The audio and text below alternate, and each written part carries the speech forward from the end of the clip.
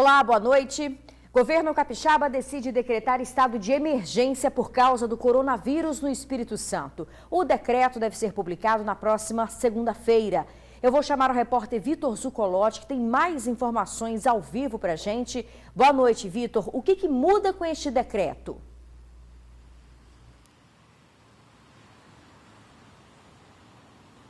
Boa noite, Isabela. Boa noite a todos que acompanham o TN2. Olha só, Isabela, com esse decreto, o que muda é que vai ficar mais fácil conseguir solicitar algum tipo de serviço. Por exemplo, serviços particulares, alguém precisando de um leito de hospital particular. A pessoa vai conseguir esse leito sem aí passar por trâmites burocráticos, sem haver necessidade de processo de licitação, edital. Tudo vai ser facilitado para o tratamento dessa pessoa com o caso de coronavírus confirmado. Esse é o principal, a vantagem desse decreto que vai ser publicado já nessa segunda-feira. E durante o coletivo, o governo do estado detalhou como vai ser o monitoramento do vírus aqui no Espírito Santo. A gente confere agora na reportagem. O decreto de emergência para a saúde pública do Espírito Santo foi anunciado em coletiva de imprensa, que reuniu autoridades do estado. O documento prevê medidas que serão adotadas de acordo com o avanço do coronavírus no Espírito Santo. Nós estamos decretando emergência na área de saúde no estado do Espírito Santo devido ao coronavírus. Esse decreto também, além da emergência, ele define uma sala de situação com diversos secretários do governo para que a gente possa ir adotando a cada dia as medidas necessárias. Aquilo que for preciso fazer a cada dia, porque o vírus pode contaminar mais pessoas ou menos, dependendo da evolução da disseminação do vírus, nós vamos tomando outras medidas. O decreto ainda prevê a construção e a adaptação de leitos hospitalares específicos para pacientes infectados com a doença.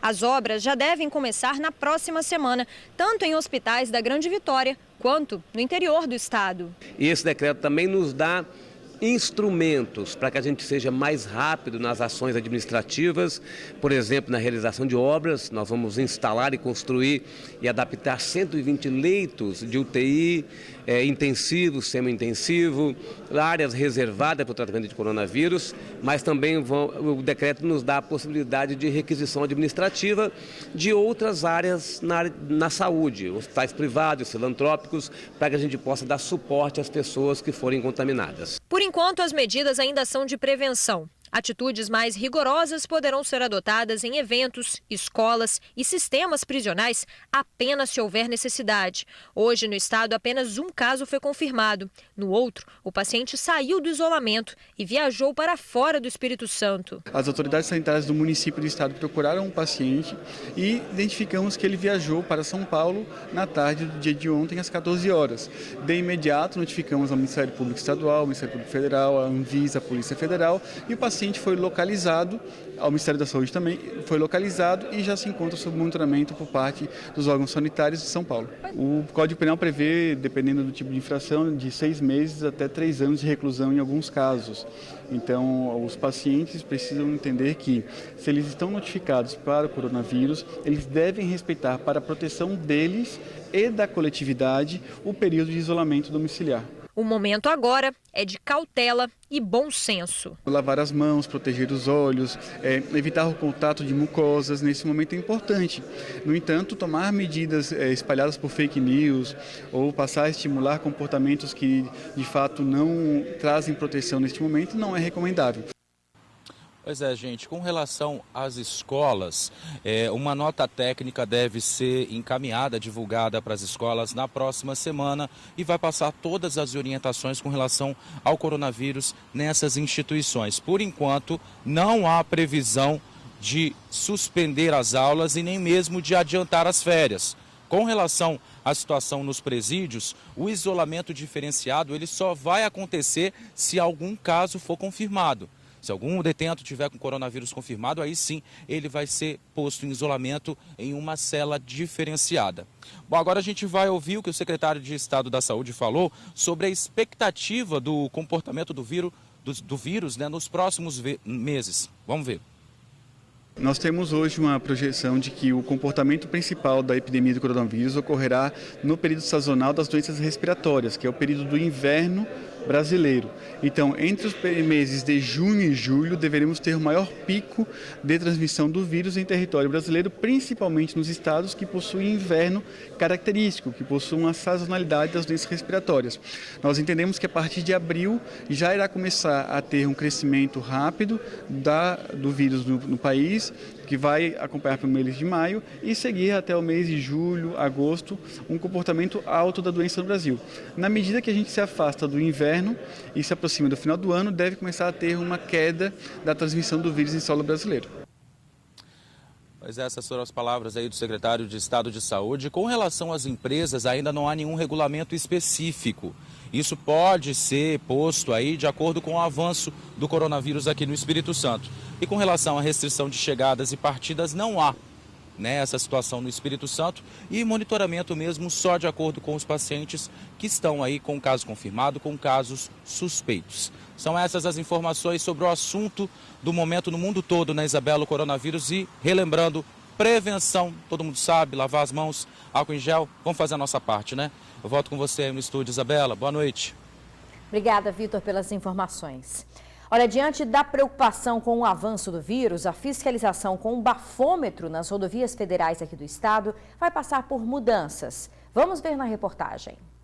Com o avanço do coronavírus aqui no estado, várias medidas vêm sendo adotadas para minimizar o número de pessoas que podem ser infectadas com a doença. Nas rodovias federais, o uso do bafômetro, aparelho usado para medir o nível de álcool no corpo de uma pessoa, já está limitado para alguns casos. Normalmente, qualquer fiscalização, qualquer abordagem, além da conferência da documentação do condutor e também do veículo, ao final a gente faz o teste de alcoolemia no condutor, né?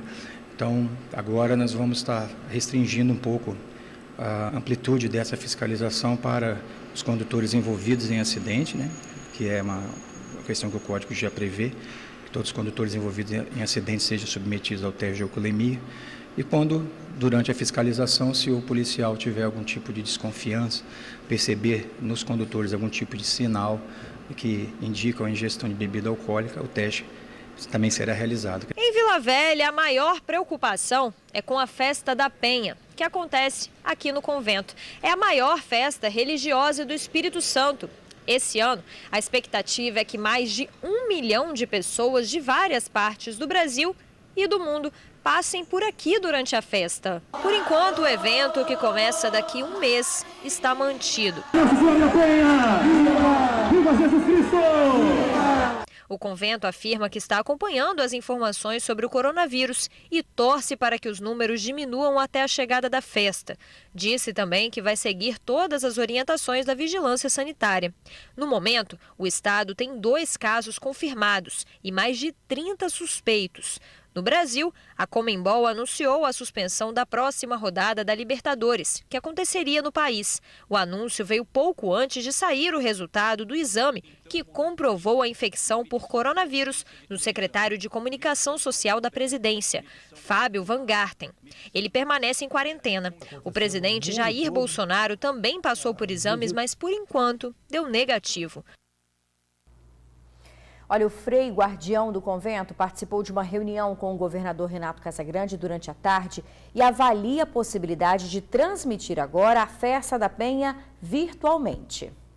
Sessões solenes estão suspensas na Assembleia Legislativa do Estado. O objetivo é evitar a propagação do vírus. Por esse motivo, a galeria vai permanecer fechada. O acesso à casa ficará restrito aos parlamentares e aos funcionários da área técnica.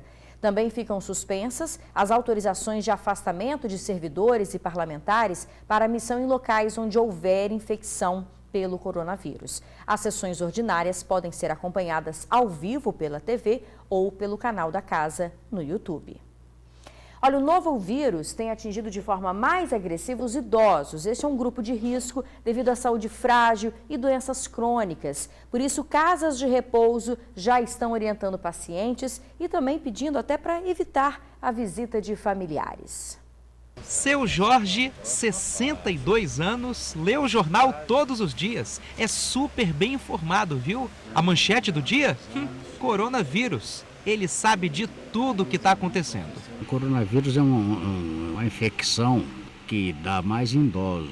Os médicos estão tentando combater, estão tentando arrumar um remédio para combater esse vírus. Ele mora numa casa de repouso em Vila Velha que tem 30 idosos. Preocupada com o coronavírus, a administração da casa mandou um comunicado para as famílias com instruções específicas a respeito dos cuidados necessários. A gente orientou as famílias também a sempre quando está visitando, entrar na casa, lavar as mãos, colocar o álcool em gel, se possível uma máscara, né, se for necessário, se alguém tiver algum sintoma, então eles entrarem com a máscara. E evitar uma visita muito prolongada. Na verdade, a gente não pode proibir, né, uma visita aqui numa casa de repouso. Mas a gente pede para evitar. Se tiver algum sintoma de gripe, evitar a visita temporariamente, né? Os funcionários também receberam treinamento para ajudar os idosos. A outra mão. Isso, agora em cima do punho, ó. Isso. Como os funcionários estão ali no dia a dia, né, junto com os idosos, então é muito importante que eles saibam todas as medidas de proteção para evitar, né, essa contaminação. Segundo dados do Ministério da Saúde, a maioria dos casos, 40%, é de pessoas abaixo dos 40 anos. Pessoas que têm mais de 60 anos representam 14% dos infectados. A infecção nas pessoas mais velhas, nós devemos ter todo o cuidado para que não adoeçam.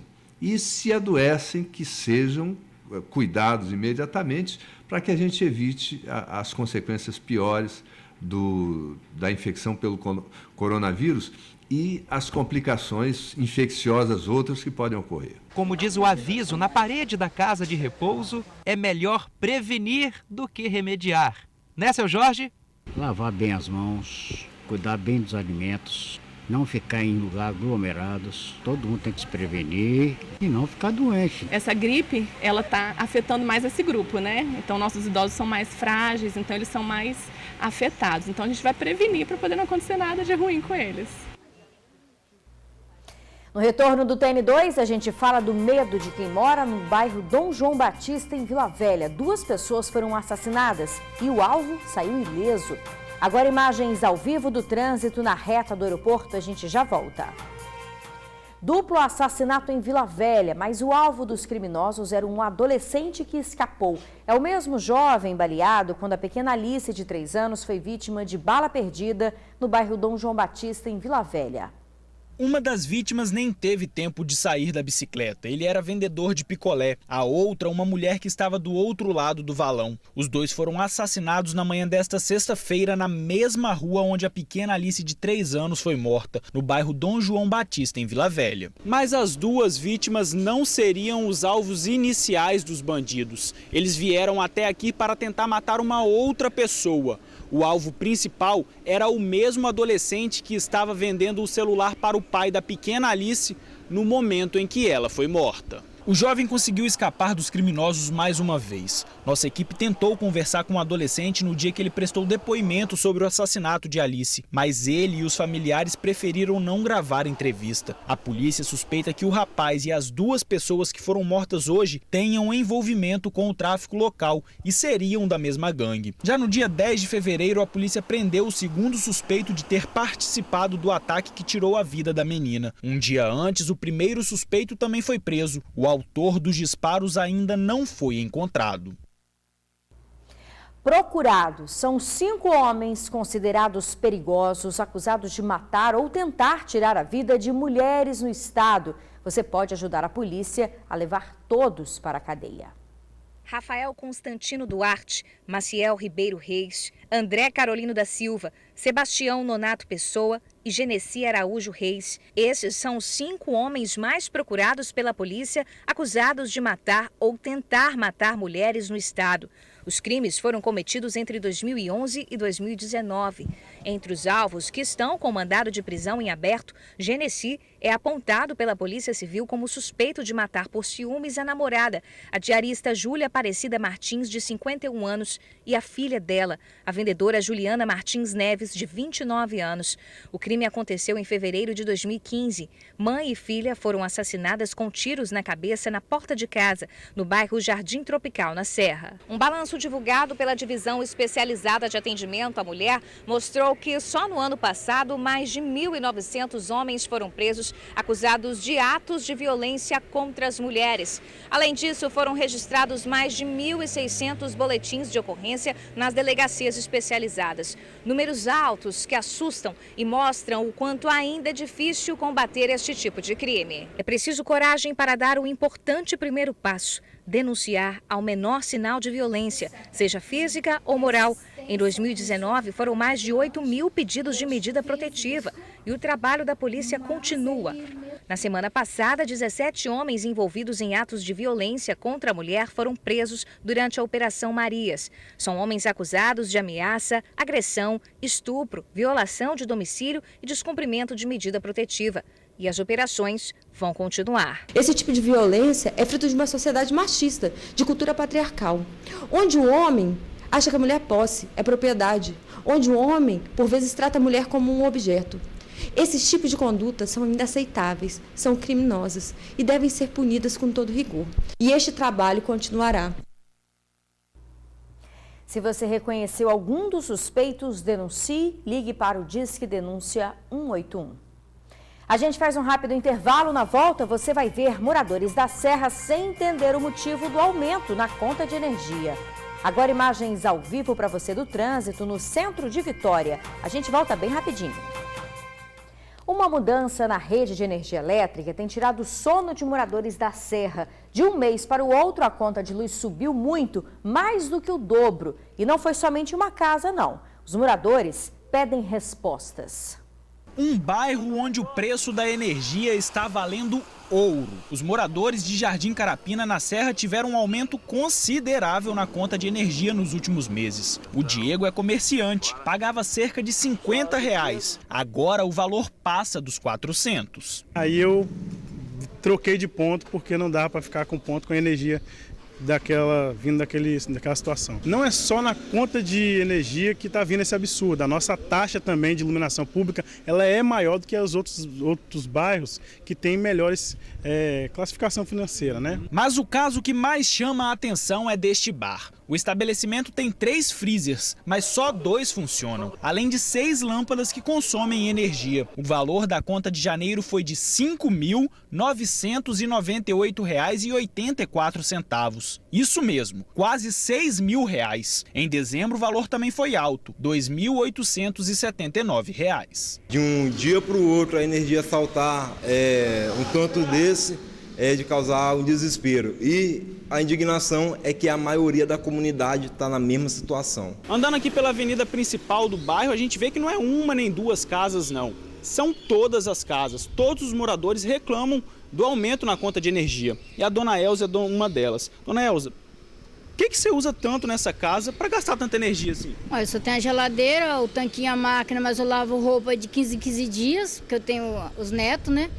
E 2 ventiladores. Eu pagava 90, o máximo que vinha era 112, 120. E agora a gente tô com as mesmas coisas e depois que eles mexeram aí, veio esse tanto. Os moradores afirmam que esse aumento veio depois da concessionária instalar o sistema BT0 no bairro. No mês que foi feita a instalação do BT0, a gente teve a surpresa mesmo que realmente, trocando o fio de cobre pelo fio de alumínio e a distância das casas uma da outra, esse fio aquece e vem na tarifa muito mais alta mesmo nas nossas contas de energia. Por conta do valor da energia, ontem os moradores realizaram um protesto na entrada de Jardim Carapina e o trânsito ficou complicado na reta do aeroporto.